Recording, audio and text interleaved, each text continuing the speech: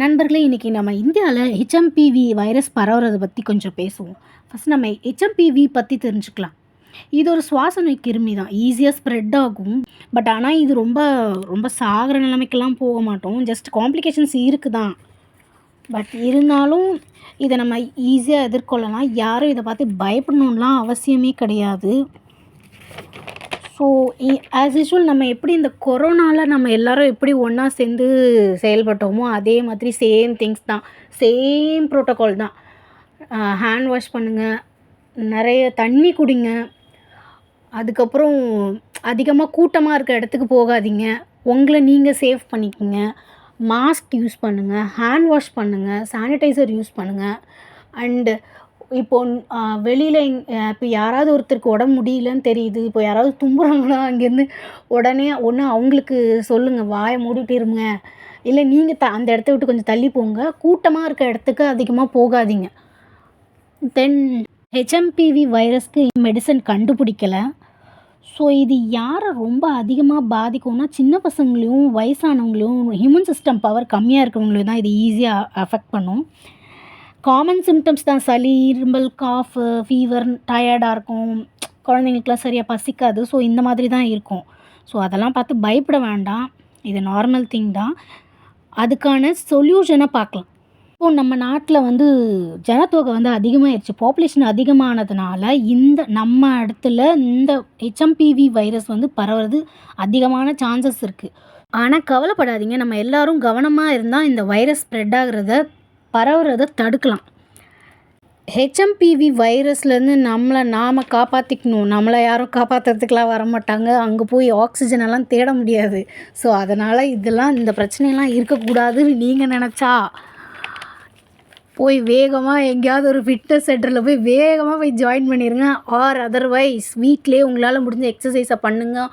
உங்களோட ரெஸ்பிரேட்டரி சிஸ்டமாக கொஞ்சம் நல்லா ப்ராப்பராக ஒர்க் ஆகிற மாதிரி, எந்த பிரச்சனையும் வராத மாதிரி ஹியூமன் சிஸ்டமை பில்டப் பண்ணிக்கோங்க. நல்லா நிறைய தண்ணி குடிங்க, எக்ஸசைஸ். இந்த ஹெச்எம்பிவியை நம்ம ஃபைட் பண்ணணும் அப்படின்னா நல்லா எக்ஸசைஸ் பண்ணுங்கள், கார்டியோ எக்ஸசைஸ் பண்ணுங்கள். கார்டியோ எக்ஸசைஸ் பண்ணால் நம்மளோட ரெஸ்பிரேட்டரி சிஸ்டம் கொஞ்சம் நல்லாயிருக்கும், நமக்கு ப்ரீதிங் டிஃபிகல்ட்டிஸ்லாம் இருக்காது, நம்மளை நாம் தான் காப்பாற்றிக்க முடியும், வேறு யாரெல்லாம் வரமாட்டாங்க. எக்ஸசைஸ் அது உங்களோட லங்ஸையும் ஹார்ட்டையும் ஸ்ட்ரென்தன் பண்ணுறதுக்கு ரொம்ப ஹெல்ப்ஃபுல்லாக இருக்கும். ஸோ ரெகுலராக எக்ஸசைஸ் பண்ணுங்கள். ரொம்ப ரொம்ப முக்கியமான விஷயமே அதுதான். நம்ம தண்ணி குடிக்கிறோம், சாப்பிட்றோம், இதெல்லாம் ஓகே தான். பட் ஆனால் நம்மளை ஆக்டிவாக வச்சுக்கிட்டா மட்டும்தான் நாம் பிழைக்க முடியும்.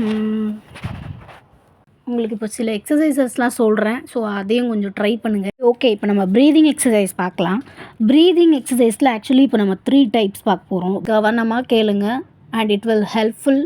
கொஞ்சம் ரிலாக்ஸ்டான ஒரு பொசிஷனில் உட்காந்துக்குங்க.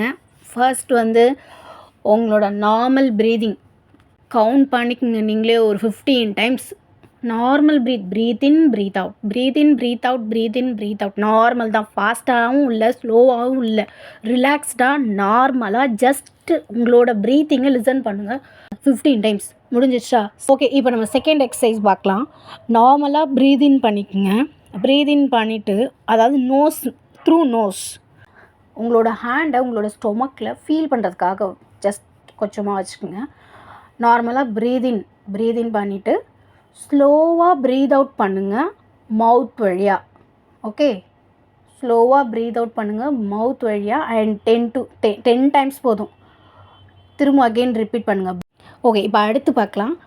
Breath in, breathe out slowly with closed mouth. Okay, next deep breathing. நல்லா ப்ரீத் இன் பண்ணிக்கோங்க, ஹோல்ட் பண்ணுங்கள், ஒரு 5 செகண்ட்ஸ் ஹோல்ட் பண்ணுங்கள். Breathe in 1 2 3 4 5. Breathe out slowly. Okay, breathe out slowly, very slowly. அவ்வளோதான், இது ரொம்ப சிம்பிள் தான். அண்ட் முக்கியமான விஷயம் என்னென்னா, நீங்கள் எக்ஸசைஸ் பண்ணும்போது உங்களோட ஷோல்டரும் நெக்கும் ரொம்ப ரிலாக்ஸ்டாக வச்சுக்கோங்க. ப்ரீத்திங் எக்ஸசைஸ் பண்ணுறீங்கன்னா உங்களோட ஷோல்டரையும் நெக்கையும் ரொம்ப ரிலாக்ஸ்டாக வச்சுக்கோங்க.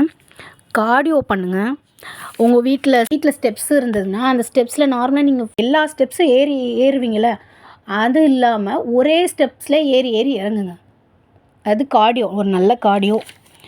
இந்த ஹெச்எம்பிவியில் இருக்கக்கூடிய காம்ப்ளிகேஷன்ஸ் என்னென்னா ப்ரீத்திங் டிஃபிகல்ட்டிஸ் இருக்கும், நிமோனியா, ஃபீவரு அண்டு ப்ராங்கியோலைட்டிஸ், சிஓபிடி இதெல்லாம் வர்றதுக்கான வாய்ப்புகள். அதெல்லாம் பயப்பட வேண்டிய விஷயம்லாம் ஒன்றும் கிடையாது. நம்ம ப்ராப்பராக இருந்தால் நமக்கு இதுக்கெல்லாம் பயப்பட வேண்டிய அவசியம் இல்லை. மெயின்டைன் பேலன்ஸ் டயட், எக்ஸசைஸ் பண்ணுங்கள், it will helpful. Moderate aerobic exercise வந்து பண்ணிங்கன்னா வச்சுக்கோங்களேன், உங்களோட கார்டியக் லெவல்லாம் செம்மையாக இருக்கும். ஹிட் ட்ரைனிங் கொடுங்க. வாரத்தில் ஒரு நாள் ஹிட்டு ட்ரைனிங் கொடுத்தீங்கன்னா உங்களோட கார்டியக்கு வேறு லெவலில் இருக்கும். ஸோ எக்ஸசைஸ் நல்லா பண்ணிங்கன்னா இது என்ன பண்ணுன்னா ஹியூமன் செல்லோட ஃபங்க்ஷனை ப்ரமோட் பண்ணும், உங்களோட சர்க்குலேஷனுக்கு ஹெல்ப்ஃபுல்லாக இருக்கும். ஸோ எக்ஸசைஸ் நல்லா பண்ணுங்கள், உங்களோட இம்யூன் சிஸ்டமை நல்லா பில்ட் பண்ணி வச்சுக்கோங்க, நல்லா தூங்குங்க, ஸ்ட்ரெஸ் எடுக்காமல் ஜாலியாக இருங்க. Vitamin D, vitamin C, zinc, probiotics இதெல்லாம் கொஞ்சம் பார்த்து கான்சன்ட்ரேட் பண்ணி கொஞ்சம் ஹெல்த்தி டயட்ஸ் மெயின்டைன் பண்ணுங்கள். And healthy weight, quit smoking, limit alcohol. இதெல்லாம் நம்ம சொன்னால் கேட்கவா போகிறோம், பட் இருந்தாலும் ட்ரை பண்ணலாமே.